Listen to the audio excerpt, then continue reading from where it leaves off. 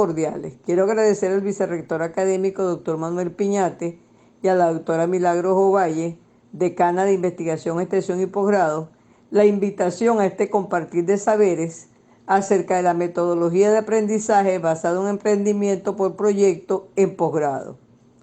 Cuando se empezó a hablar de diferenciar saberes de conocimiento fue justamente porque saberes es más amplio, incluye lo científico, lo cotidiano, la experiencia. Y en este grupo todos sabemos algo de esta metodología, sin que signifique que lo que sabe uno sea mejor que lo que sabe el otro o que sea la verdad absoluta. Por eso denominé este espacio Compartiendo Saberes, entendiendo que todo lo que aprendamos sobre esta metodología va a ser un valor agregado. Voy a iniciar compartiendo una cita de Betsy Perafán del año 2017, que en su libro dice: al inicio se criticaba que esta técnica podía implicar un sacrificio de los contenidos. Y particularmente yo he vivido esta experiencia cuando algunos profesores le dicen a uno: no tengo tiempo para eso, mi materia tiene mucho contenido importante. Entonces es interesante cuando uno encuentra en un libro una experiencia que uno realmente ha vivido. El caso es que desde el inicio del año 2020, cuando el doctor Basilio, nuestro rector, empezó a hablar de ABP, he estado revisando del tema y nos encontramos con dos elementos fundamentales. Primero, cada día hay más material acerca del tema, es decir, que difícilmente podamos manejarlo con propiedad si no nos formamos y practicamos durante un largo tiempo. De lo que a su vez se deduce que cualquier experiencia que hayamos intentado hasta ahora, aunque no sea la mejor, tiene su valor en ese proceso de aprendizaje permanente en el que estamos involucrados acerca de este tema. Decía que de la experiencia vivida hasta ahora se deducen dos elementos fundamentales. El segundo es que el doctor Basilio Sánchez es un hombre proactivo, adelantado a los tiempos, como siempre lo digo, porque fíjense en la portada de estos libros acerca de esta temática que he encontrado en internet sin buscarlos, esto sin considerar los artículos acerca del tema, todos con fecha de edición entre el año 2013 y el 2021. La mayoría de estos dos últimos años, lo que significa que la uva está en la vanguardia y la idea no fue de nosotros. Así que los que se niegan a participar lo que están es perdiendo el tiempo, porque al final tendrán que hacerlo y nosotros ya le llevamos una ventaja. Como pregrado evidentemente se la lleva a posgrado. Si esto es así, dirán ustedes, entonces ¿por qué este compartir desde posgrado? La respuesta, como ya señalé, es que toda nueva posibilidad de compartir saberes es valor agregado a nuestra experiencia. Me acuerdo que cuando pidieron el primer papel de trabajo acerca del tema de P, yo planteé que en posgrado trabajáramos acerca del COVID-19, cuando eso no estábamos todavía en distanciamiento social. Y se descartó porque pensamos que el tema era transitorio. Y vean lo que ha pasado. Lo que quiero decir que es cuestión de tiempo que todos los profesores de la UBA trabajen con esta metodología, por lo que tenemos que seguirnos preparando y este compartir de saberes tiene el propósito de ver otras posibilidades de aplicación de la metodología. La metodología BP no es nueva y de eso, bueno, ya se ha hablado mucho, pero digamos que en esta época contemporánea se inició en el 1980 en la Facultad de Ciencias de la Salud en la Universidad McMaster de Canadá, con Howard Barron, quien se considera el creador de la metodología ABP, aunque él la planteó con la finalidad de evitar la dicotomía que se produce entre el ambiente formativo y el ambiente laboral, en el caso específico de los médicos. Entonces, lo primero es aclarar que ABP, ahora ABEP, como pensamiento propio de la UBA, como lo señala el doctor Víctor Hermoso, es una estrategia de aprendizaje, pero a la vez es un tipo de aprendizaje. Desde este punto de vista cumple varias funciones. Como recurso pedagógico es una oportunidad de aprender.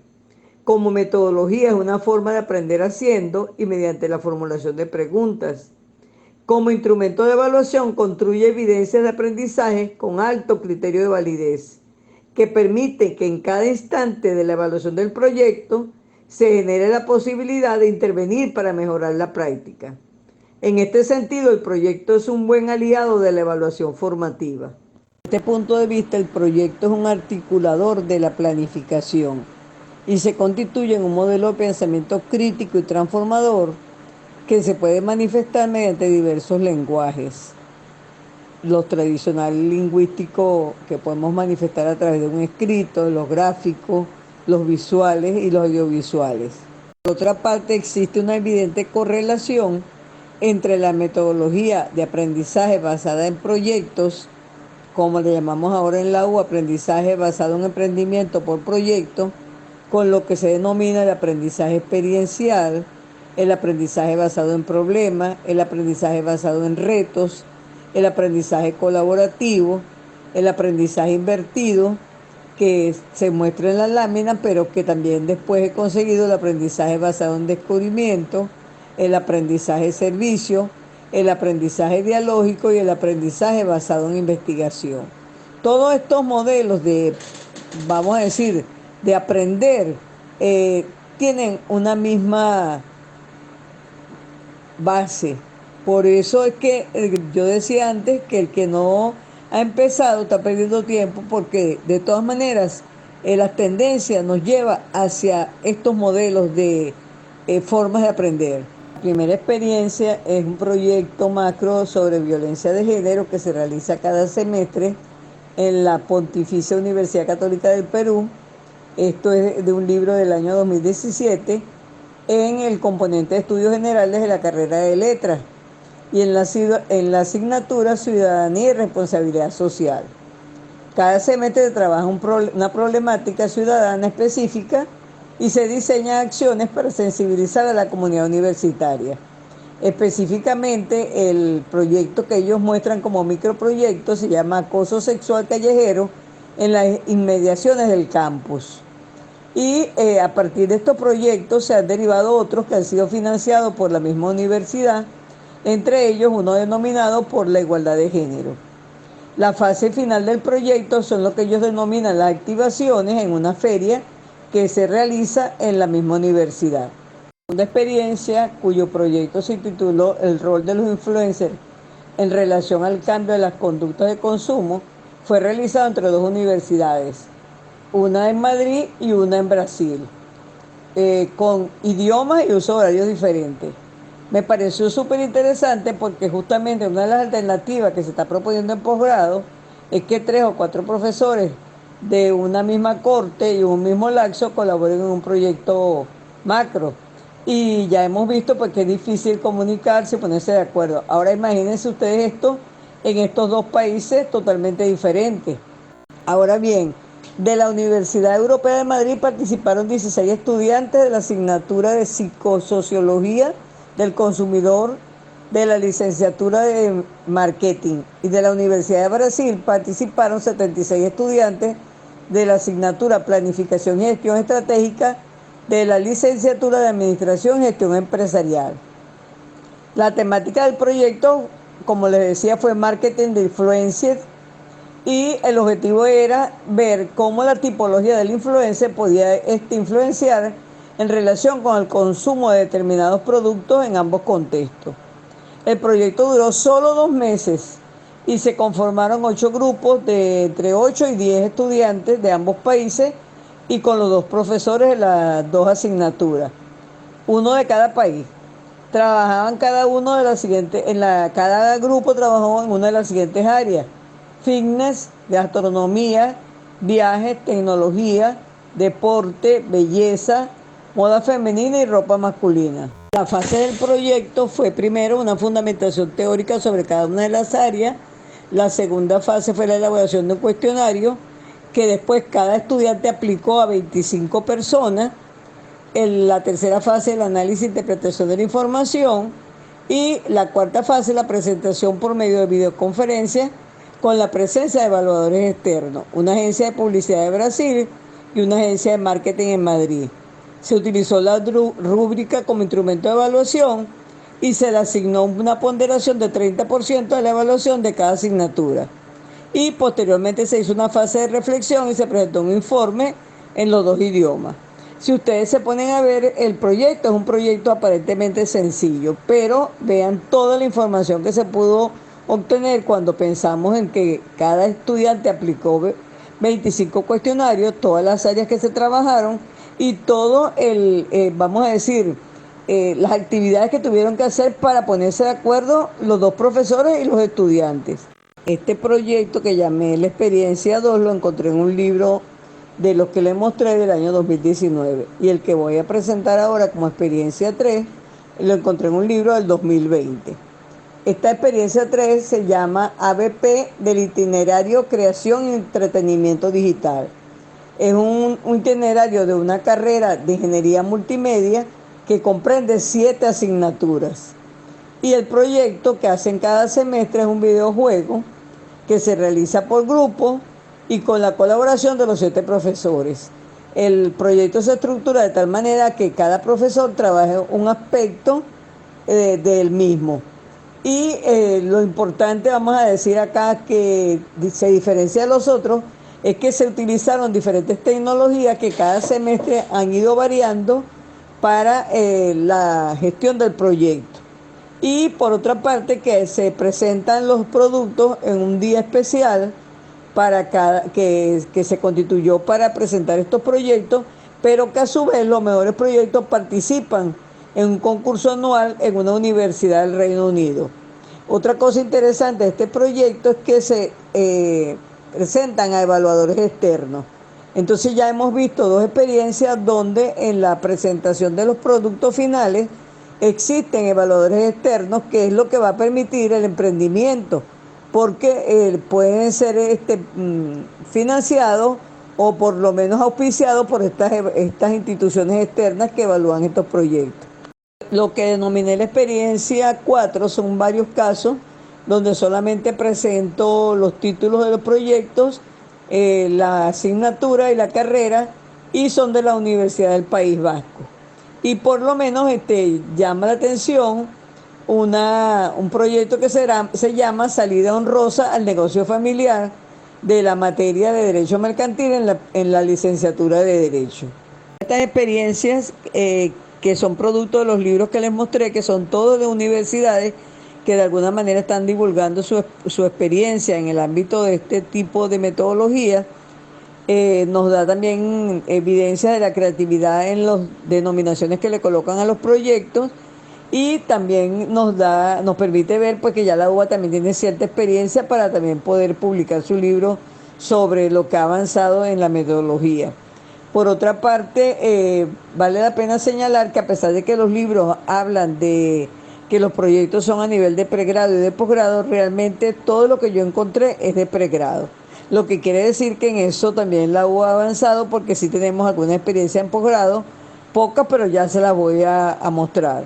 Específicamente en posgrado estamos proponiendo 3 modalidades. Una que hemos llamado ABEC asociada a una unidad curricular, que implica el trabajo individual de un solo tutor influencer y el trabajo en grupo de sus estudiantes alrededor de un proyecto, y donde la estrategia de proyecto tendría una ponderación de 25%. Y los avances de la ejecución del proyecto se utilizarían como evaluación formativa. En este caso se desarrolló un proyecto que se denominó Empresa Privada como Motor Productivo, desde un enfoque jurídico en la maestría de Derecho Mercantil. Estos proyectos son un ejemplo de otra modalidad que estamos trabajando en posgrado, y es que cada profesor dentro de su unidad curricular decida cuál núcleo temático utiliza para el proyecto, y que de alguna manera le coloca una evaluación que le va a servir tanto evaluación sumativa como formativa en algunos de sus aspectos. Lo que llamamos la modalidad 2 es una variante de la modalidad 1, que en donde la BEC se desarrolla a lo largo de toda la unidad curricular, o por lo menos en 2 de sus núcleos temáticos. Estas 2 primeras modalidades requieren un tutor influencer con liderazgo conocedor y experimentado, y por supuesto muy creativo. Lo que llamamos la modalidad 3 es ABET asociado a 3 o 4 unidades curriculares. Esta modalidad implica el trabajo en equipo tanto de estudiantes como de docentes de 3 o 4 unidades en una misma corte durante un lapso, y implica un macroproyecto que involucre aspectos de todas las unidades curriculares, y del cual se pueden derivar microproyectos que se pueden realizar en pequeños grupos o en forma individual. En esta modalidad se tienen 3 experiencias. Las 2 primeras corresponden con 2 macroproyectos colectivos cuyo nombre proviene de la combinación de los aspectos fundamentales de algunas de las unidades curriculares que se agruparon y cuyos docentes lograron integrar elementos de estas.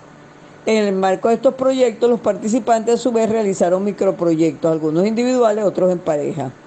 Otro proyecto que resulta bien interesante es uno en el área de administración y finanzas que se llama la oficina en el aula y dura solamente 2 semanas, en el cual un espacio de la universidad se transforma como en una pequeña empresa y los tutores actúan como clientes externos y hacen toda una especie de práctica profesional durante esas 2 semanas. La experiencia uno, el proyecto se tituló Ecoprácticas Educativas y se lograron productos tangibles como fueron por lo menos 4 revistas lideradas por el doctor Benín Márquez y los productos se presentaron en un primer congresillo regional de ABET liderado y orientado por la doctora Benín Morillo.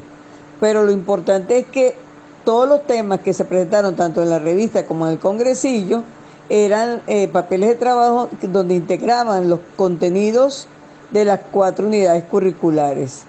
De alguna manera, a pesar de la poca experiencia que hay en ABEP de posgrado, estos estudiantes ya trabajaron con estos temas en el semestre anterior, en este y en el que estamos iniciando o vamos a iniciar, se aspira a que algunos de estos se apliquen, es decir, se lleven a la práctica.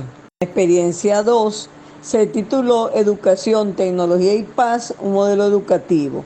Aquí se integraron 3 profesores y 3 unidades curriculares. En este segundo macroproyecto, los estudiantes también realizaron proyectos menores, pero hay una variedad diferente al anterior y es que no fueron individuales como allá donde algunas revistas incluso fueron de un solo estudiante. Aquí se logró trabajo grupal y se produjo un libro y una revista. Situación que tal vez se explica porque en el proyecto anterior la mayor parte de los trabajos estaban relacionados con la posible tesis doctoral de los estudiantes, mientras que acá estaban más relacionadas con las unidades curriculares. Para esta experiencia y la que sigue, yo pedí un testimonio de una de las profesoras, y bueno, logré uno solo, que es el con el cual vamos a concluir, pero en esta última lámina pueden ver otra experiencia que se llamó Gerencia Educativa Emergente y donde los 4 profesores plantearon 4 papeles de trabajo donde los estudiantes integrarán en cada uno de ellos los aportes de cada unidad curricular.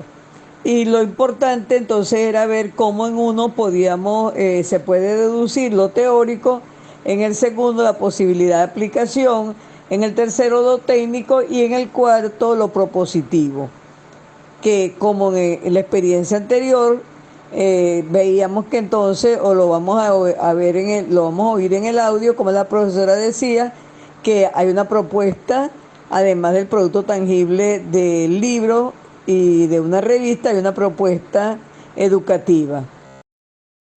Entonces, una de las preocupaciones que tenemos nosotros con esta cuestión de los proyectos son las calificaciones.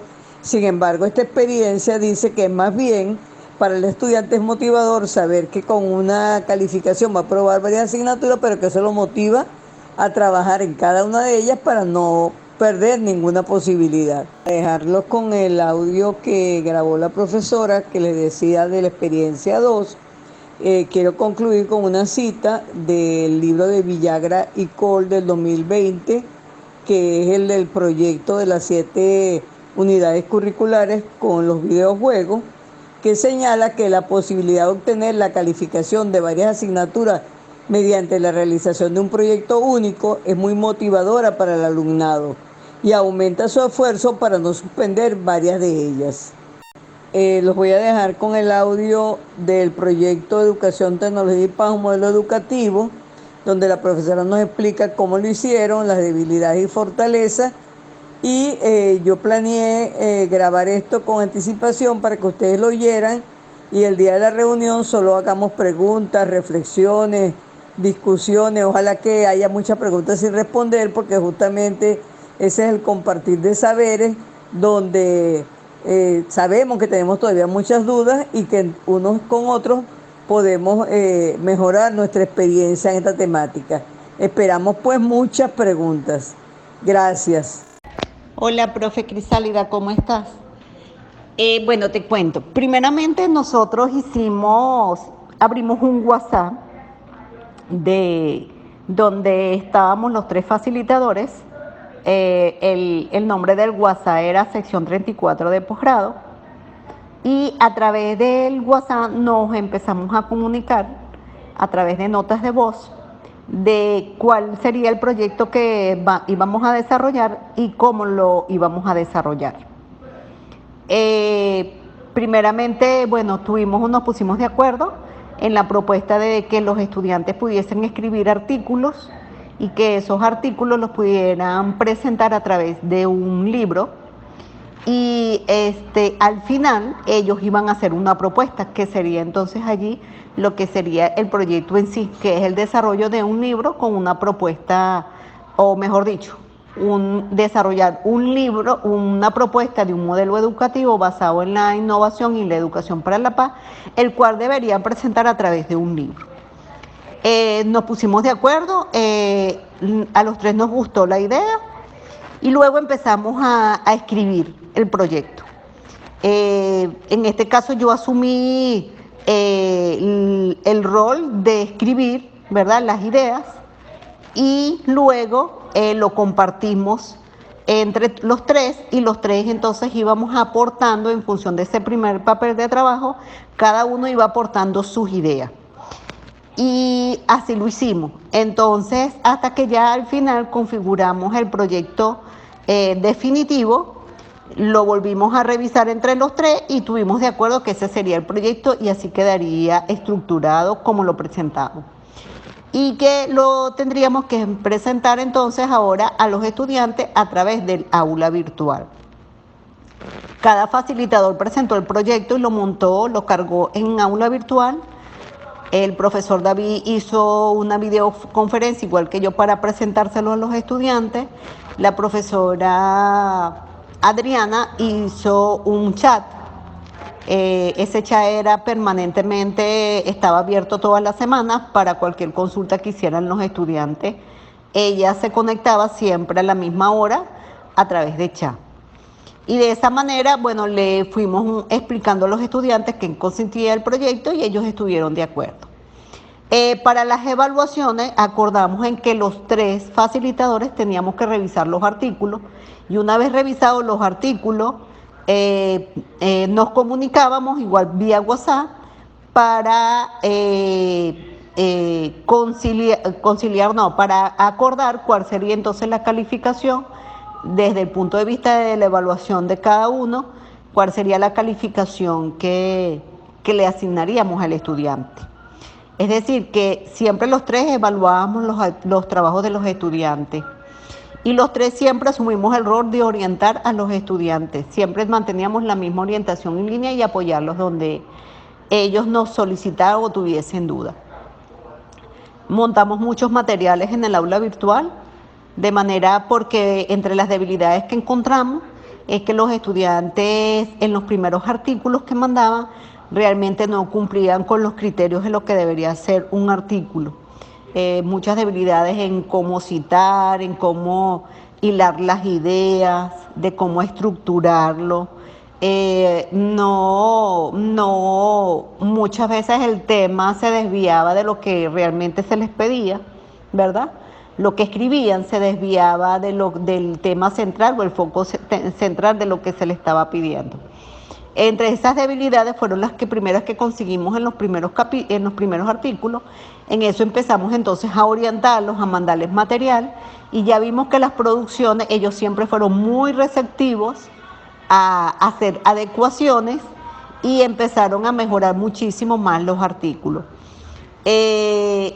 Por supuesto, una vez que llegamos ya al producto final, que era diseñar un modelo, que ya esa última actividad sí era grupal. Te aclaro, las primeras actividades sumativas eran individuales. Los tres primeros artículos eran individuales, que era un artículo que se correspondía con cada tema de las unidades curriculares que estaban viendo. pero el producto final, que era el modelo, era grupal, ¿ok? Y tenían que integrar las 3 unidades curriculares, ¿ok? Para diseñar ese modelo educativo que se le estaba pidiendo, que en este caso era un modelo educativo articulando la educación, las innovaciones tecnológicas y educación para la paz.